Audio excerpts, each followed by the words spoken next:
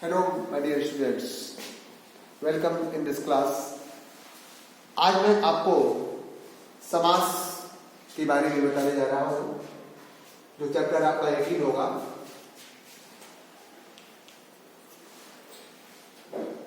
समास कहते किसे हैं? दो पदों के आपसी मेल को समास कहते हैं। दो पदों का मेल, दो पदों के मेल को हम समास कहते हैं। समास में जो दो पद होते हैं, दो पदों के मेल को हम समास कहते हैं, और इसी मेल को पदों का जो सामासिक मेल होता है, पदों का सामासिक मेल जो होता है उसे हम समस्त पद कहते हैं।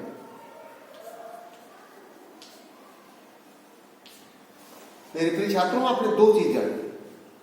पहली चीज ये जाना कि समास कहते किसे, तो आपको ये मिला कि समास दो पदों के आपसी मेल को कहते हैं।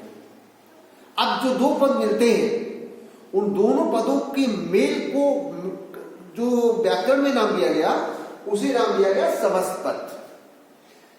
अब आपने ये जाना कि दो पद होते हैं उसमें। जैसे मान लो कि आपके पेपर में है राजकुमार। अब राजकुमार ये दो पद से मिला है, एक है राजा और एक है कुमार। राजा का कुमार, तो राजा का कुमार मिल करके बनता है राजकुमार। तो राजा का कुमार, इसमें एक पद हुआ राज, एक पद हुआ कुमार, दोनों पद मिल करके जो चीज बना उसे हम कह रहे हैं समास। क्लियर? और ये जो दोनों पद मिले हैं, इन दोनों पदों के आपसी मेल का नाम है समस्त पद। अब ये जो दो पद आपके पास देखने को मिलेंगे, एक राज और एक कुमार, इसमें से एक इसको कहते हैं पहला पद, पहला पद, और जो कुमार है ये आपका होता है दूसरा पद। इसका मतलब किसी भी सामासिक पद में दो पद होते हैं, एक पहला पद, एक है दूसरा पद। पहले पद का नाम होता है पूर्व पद और दूसरे पद का नाम होता है उत्तर पद। आपको बात मेरी समझ में आ रही होगी। तीन चीजों को आपने अभी तक जाना। नंबर 1, दो पदों का आपसी मेल को समास कहते हैं। नंबर 2, पदों के, दोनों पदों के मेल को हम समास में समस्त पद कहते हैं। जो दो पद होते हैं, वो दोनों पद में पहले पद को हम पहला पद कहते हैं, दूसरे को हम दूसरा पद कहते हैं। पहले पद का नाम है पूर्व पद और दूसरे पद का नाम है उत्तर पद। इस प्रकार से यदि आपकी परीक्षा में ये पूछा जाए कि समास में जो दो पद होते हैं, उस पद में पहले पद का क्या नाम है और दूसरे पद का क्या नाम है, तो आप स्पष्ट कर सकोगे कि पहले पद का नाम पूर्व पद है और दूसरे पद का नाम उत्तर पद है। क्लियर हो गई? अब इसके बाद एक चीज और आपके दिमाग में आनी चाहिए कि अब ये जो समास है, ये कुल समास 6 प्रकार के होते हैं। समास कुल मिलाकर के 6 भेद होते हैं। आज आप 3 भेदों पर चर्चा करोगे। समास के जो भेद होते हैं वे 6 होते हैं। इसमें से 3, जो सबसे पहला होता है द्वंद्व समास।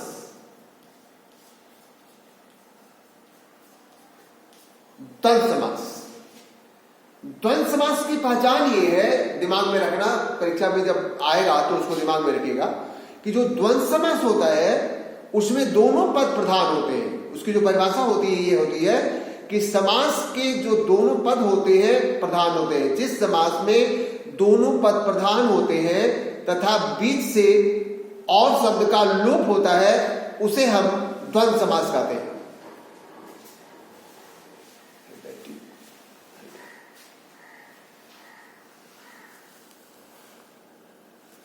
उसे हम द्वंद्व समास कहते हैं। अब जैसे पेपर में द्वंद्व समास आ जाए तो द्वंद्व समास को कैसे जानोगे कि द्वंद्व समास ये है? तो उसके जो दोनों पद होते हैं वो दोनों पद या तो नाम होगा या दोनों पद एक दूसरे का विलोम होगा। अब जैसे मान लो कि आपके पेपर में आ गया गंगा यमुना, तो आपने देखा कि एक शब्द गंगा है, एक शब्द यमुना है, ये किसी का नाम है, तो इसको आप कहोगे कि द्वंद्व समास है। आपके पेपर में आ गया रात दिन, तो आप जानोगे कि रात का जो विलोम है वो होता है दिन, तो आप उसको मान लीजिए कि रात दिन जो है, जैसे एक है गंगा और यमुना, गंगा यमुना, और एक है रात और दिन, ये दो पद आपके पास है। तो गंगा और यमुना ये दोनों किसी का नाम हो गया, और रात और दिन ये जो है ये किसी का विलोम हो गया। तो यदि ये विलोम हो गया तो ऊपर, ये यदि विलोम हो गया तो ये भी द्वंद्व समास हो गया। तो इसका मतलब जब पेपर में आपको दो पद ऐसे मिले कि जिसमें एक नाम हो दोनों, तो द्वंद्व समास, यदि दोनों विलोम है एक दूसरे के तो वो द्वंद्व समास। अब क्लियर हो गए? अब इसको यदि इसका विग्रह करना है तो इसके बीच में आ जाता है और, गंगा और यमुना, रात और दिन। अब दूसरा जो समास है उसका नाम है द्विगु समास, उसका नाम है द्विगु समास। अब द्विगु समास को जब हम परिभाषित करेंगे तो जिसका पहला पद संख्यावाची होता है उसे हम द्विगु समास कहते हैं। क्लियर हो गए? द्वंद्व समास जिस समास में दोनों पद प्रधान होता है और शब्द का लोप होता है उसे द्वंद्व समास कहते हैं। ठीक है, स्पष्ट है? द्विगु समास जिसका पहला पद संख्यावाची होता है उसे द्विगु समास कहते हैं। द्वंद्व समास की पहचान, इसके दोनों पद या तो नाम होते हैं या एक दूसरे के विलोम होते हैं। द्विगु समास का पहला पद संख्यावाची होता है। जैसे मान लो कि आपके पेपर में आ गया दो रहा, तो आपने देखा कि दो ये संख्या है, आप तुरंत उसको लिख दोगे कि द्विगु समास है। आपके पेपर में आ गया त्रिभुवन, तो त्रि संख्यावाची शब्द त्रि माने तीन होता है। तो ऐसे सब पद जब मिलेंगे तो आप समझ लीजिएगा कि द्विगु समास हो गया। और जब ऐसे पद मिलेंगे जिसमें नाम और विलोम होगा तो उसको समझ लीजिएगा ये द्विगु समास, द्वंद्व समास हो गया। द्वंद्व समास का जब विग्रह करोगे तो इसमें और जोड़ देना, इसके जब विग्रह करोगे तो इसके अंत में आपको देखने को मिलता है का समूह या का समाहार। इसको बहुवचन में बनाओ, दो राह, दो राहों का समूह, या इसका दूसरा विग्रह हो सकता है दो राहों का समाहार। दोनों में से कुछ भी आप लिख दोगे, दो के दोनों सही। तो मेरे प्रिय छात्रों, आपने दो चीज जानी, दो समासों के बारे में जाना, एक द्वंद्व समास के बारे में और एक द्विगु समास के बारे में। द्वंद्व समास जिसका दोनों पद प्रधान होता है, बीच से और शब्द का लोप होता है, उसे द्वंद्व समास कहते हैं। द्विगु समास जिसका पहला पद संख्यावाची होता है उसे द्विगु समास कहते हैं। याद रखना मेरे छात्रों, जब द्वंद्व समास का विग्रह करते हैं तो और शब्द मिलता है, जब द्विगु समास का विग्रह करते हैं तो का समूह या का समाहार अंत में देखने को मिलता है। जैसे फिर मैंने बताया, पहचान क्या है, कैसे जानोगे? द्वंद्व समास के जो दोनों पद होते हैं या तो वो नाम होता है या तो वो विलोम होता है, और द्विगु समास का जो पहला पद होता है वो संख्या को संकेत करता है। अब क्लियर हो गया? अब आपके पेपर में से आ गया सीता गीता, तो आप तुरंत जान गए दोनों नाम है, आप तुरंत बोलोगे कि द्वंद्व समास है। आपके पेपर में आ गया पंचपात्र, पंच माने पांच, पांच जब आपने देखा कि अरे ये जो संख्या है तो सर ने तो बतलाया था कि ये द्विगु समास होगा, ये द्विगु समास जिसका पहला पद संख्या है वो द्विगु समास हो गया, तो आप तुरंत लिख दोगे कि द्विगु समास हो गया। अब क्लियर हो गया।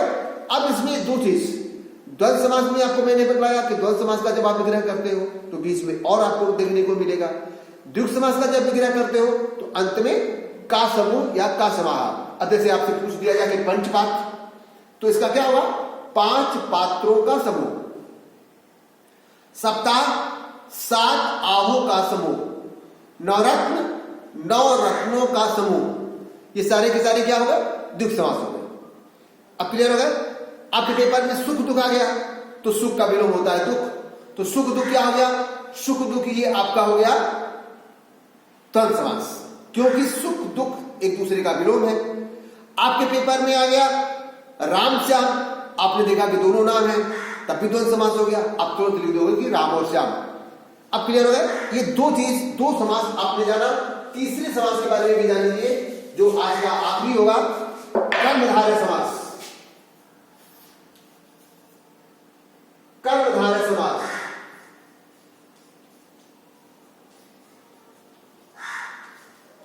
अब इसमें क्या होता है, विशेषण विशेष, विशेषण विशेष या उपमा उपमेय, उपमा नहीं, उपमेय और उपमान, जो समास विशेषण और विशेष के मेल से या उपमेय और उपमान के मेल से मिलते हैं उसे हम कर्मधारय समास कहते हैं। जो समास विशेषण विशेष और उपमेय उपमान के मेल से बनते हैं उसे हम कर्मधारय समास कहते हैं। इसकी पहचान ये है कि इसके बीच में आपको है जो मिलता है।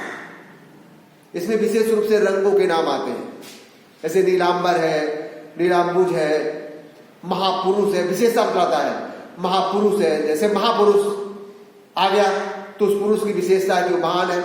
महाशब्द जब आए तो समझ लेना कि महा को महान लिखना है, महान है जो पुरुष। धर्मात्मा धर्म है, धर्मात्मा धर्म की आत्मा है, ये नहीं होगा, केवल महापुरुष महान है जो पुरुष। नीलांबुज नीला है जो अंबुज, नीलांबर नीला है जो अंबर, सुपुत्र सुंदर है जो पुत्र। तो इसका मतलब कर्मधारय समास के बीच में आपको है जो देखने को मिलेगा। तो आपने 3 समासों को जाना। द्वंद्व समास के बीच में आपको और मिलेगा, द्विगु समास इसके अंत में का समूह या का समाहार देखने को मिलेगा, कर्मधारय समास इसके बीच में है जो देखने को मिलेगा। क्लियर हो गए तीनों। अब फिर से एक बार लास्ट निष्कर्ष, समास किसे कहते हैं, मतलब 2 पदों के मेल को समास कहते हैं। समास के कुल कितने भेद होते हैं, तो समास के कुल 6 भेद होते हैं, जिसमें से आप पुस्तक का अध्ययन करेंगे तो आपको मिल जाएगा, एक्सरसाइज क्वेश्चन में देख लेना और बुक में देख लेना कि वो क्या हो रहा है। क्लियर हो गए। अब इस चीज को आप क्लियर कर लोगे तो ये चीज क्लियर हो गई। तीसरी चीज आपके पेपर में आ गया कि समस्त पद किसे कहते हैं या सामासिक पद किसे कहते हैं। तो समास के दोनों पदों के मेल को समस्त पद कहते हैं। क्लियर। समास में अब आपके पास आ गया कि समास में जो 2 पद होते हैं उनकी क्या नाम है। तो समास के जो 2 पद होते हैं उसमें पहले पद का नाम पूर्व पद है और दूसरे पद का नाम उत्तर पद है। जैसे सीता गीता, तो सीता पूर्व पद है, गीता उत्तर पद है। अंतिम निष्कर्ष, समास में जो 3 भेद आप लोगों ने आज जाना उसमें पहला आपने जाना था द्वंद्व समास, जिसकी परिभाषा आपसे पूछी जाए तो बता देना कि जिसके दोनों पद, जिसका समस्त दोनों पद प्रधान होते हैं, बीच से और शब्द का लोप होता है, उसे द्वंद्व समास कहते हैं। इसकी पहचान ये होती है कि इसकी या तो ये नाम होते हैं या तो एक दूसरे के विलोम होते हैं। इसके विग्रह में और शब्द आपको देखने को मिलेगा। नंबर 2 द्विगु समास, इसका पहला पद संख्यावाची होता है और इसकी पहचान ये है कि इसके विग्रह के अंत में का समूह या का समाहार देखने को मिलेगा। जैसे पंचपात्र, 5 पात्रों का समूह या 5 पात्रों का समाहार। और सबसे अंतिम निष्कर्ष में आपके पास मिलेगा कर्मधारय समास, जिसकी परिभाषा आपके पास होगी कि जो समास विशेषण विशेष या उपमा उपमेय उपमान के संयोग से मिलकर बनते हैं उसे हम कर्मधारय समास कहते हैं। और इस समास की पहचान ये है कि इसके बीच में है जो शब्द देखने को मिल जाएगा। मूल रूप से इसमें रंगों के नाम आते हैं या विशेषतावाचक शब्दों का प्रयोग होता है। तो मेरे प्रिय छात्रों, इतना याद कर लेना। एक्सरसाइज क्वेश्चन से चैप्टर 18 को पहले आप कर लेना। चैप्टर 17 शब्द विचार है उसको छोड़ दीजिएगा। चैप्टर 18 अपनी कॉपी पर एक्सरसाइज क्वेश्चन के क्वेश्चनों को बुक के अनुसार देख करके उसको नोट कर लेना। Okay, good bye.